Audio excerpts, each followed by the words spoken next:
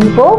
Welcome to Talk with Miss Mary, the show where we bring you real stories, real struggles, real success, and real people making it happen in Dubai and across UAE. I'm your girl Miss Mary, and every single week we bring you inspiring stories from people from different countries and different backgrounds to talk about life abroad, survival, opportunities, business, career, growth. So whether you're trying to build your life, chase your dreams, start over, or simply get inspired, you're absolutely in the right place. Relax, enjoy yourself, and let's talk. So how do you continue to grow professionally in your field?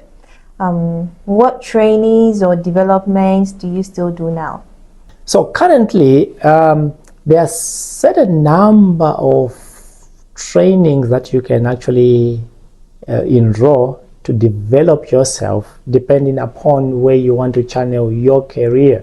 So personally, since I want to continue working with children on the neurodivergent side, I am currently pursuing my Masters in Special Education and Additional Learning Needs with University of East London, and also I'm undertaking my supervision so that I can become a qualified behavior analyst by the QABA board, as they require their analysts to be at a master's level.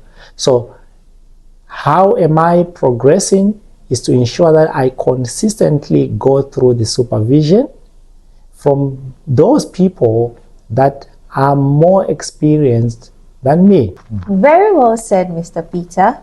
So can you tell us what are the ethical responsibilities that are most important for teachers, TAs, LSAs when they're working with children? Not necessarily children with special needs, but children in general in the school setting. The most important thing is to make sure that you are abiding to the safeguarding aspects of any child, right? Yeah. Safeguarding is a very, very big thing, right? Yeah. We need to make sure that our children are safe. Before an intervention, safety comes first, right? Yeah. We need to be on the lookout to identify any sort of challenges that this child might be showing, right? Yeah. Some of them might be going through some kind of challenges, whether be it home challenges or school challenges.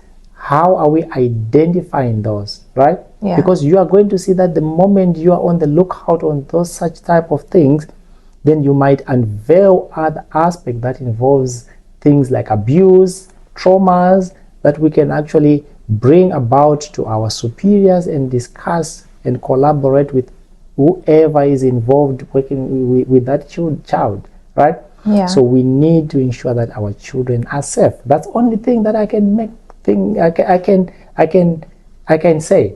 Parents are bringing these children to us because they are trusting that we are there. We are taking care of their children. We are maintaining. We are ensuring that they are well safe.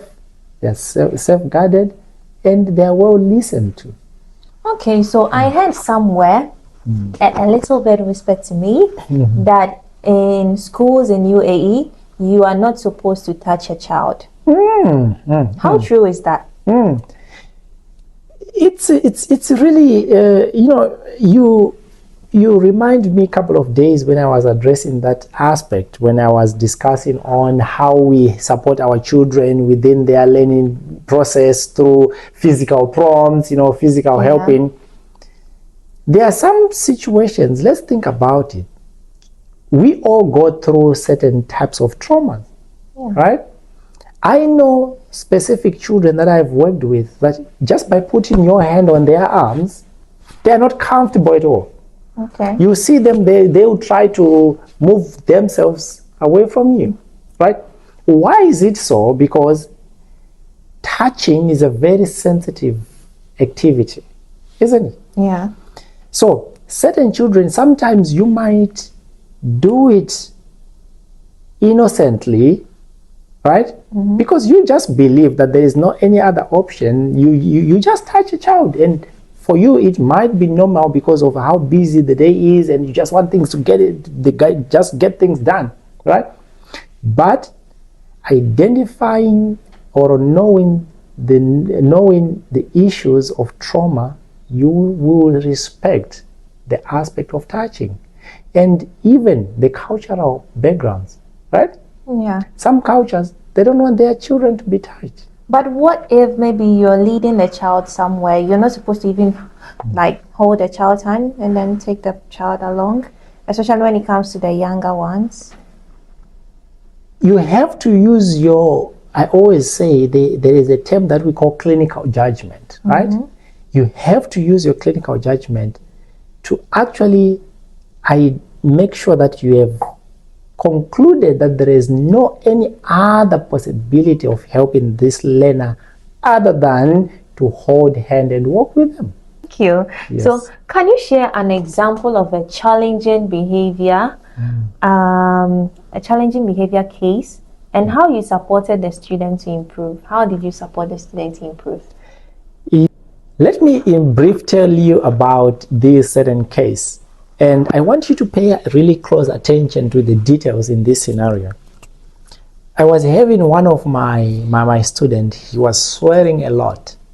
All right. So what the challenge here was, as an institution, we found or we saw that this swearing is becoming too much, for a classroom to be decent. So we decided to discuss with the parents and make them understand that why we need to address this as a challenging behavior. And after that discussion, the parents, they didn't see swearing as a challenging behavior. So these are what we call dilemmas, right? In our practices, you have a challenge that you feel is supposed to be addressed, and then you have a parent who is coming from a background whereby swearing is normal, right?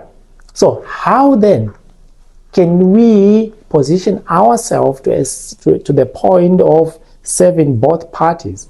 So we, in this regard, went and discussed with the parents, trying to make them understand for the benefit of those students that were around that student, because they were now starting to imitate what this particular student was doing.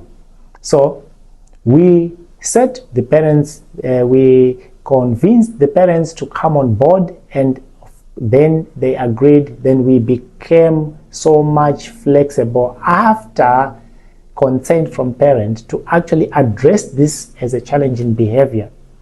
This is whereby we discussed as a team, and we applied a specific principle in ABA whereby we started now giving reinforcements to any attempt by this learner to reduce the swearing from a specific number up to the most minimum that was what we had set to be a manageable or a part that we can say that's where we want this behavior to be at, right? So we started from probably swearing 10 times in a day, then we went on to swearing 8 times a day, and we were reinforcing any situations whereby this child was making an effort not to swear. And we programmed them that if they swear 10 times, then now following 3 to 4 consecutive days, then they need to be at a level of swearing maybe 8 times. And then we gradually reduced these swearings up to the minimum level by using only the power of reinforcement, right? By engaging the learner in an activity, by sitting with him, because he was very outspoken. So we sat with him. He was part of the intervention and he was well on board. And we used our differential reinforcement strategies in order to make him realize how he can gradually be assisted to get this behavior up to the minimum level. Don't ever be in a career pathway when you haven't identified the need on ground. So this is the only advice that I can give to our viewers, that have on the lookout. Take your time. Don't rush just because of someone has done this. Yeah. Look and identify the need first.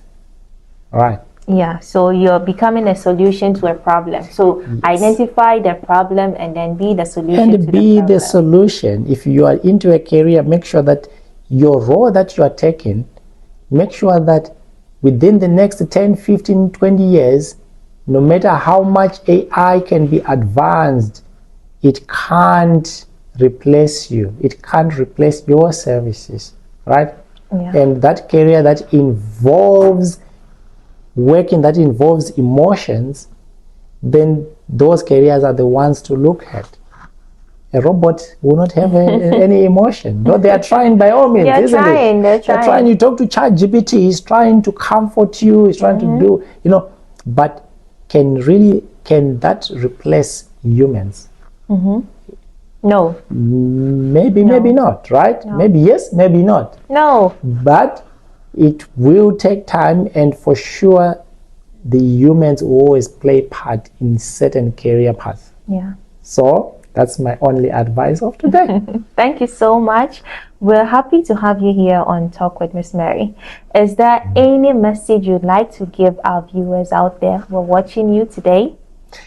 Thank you so much for having me, Miss Mary. If there is any advice that I want to give to our listeners, is to make sure that when you are getting information, don't look for information from different type of people, same information from different type of people.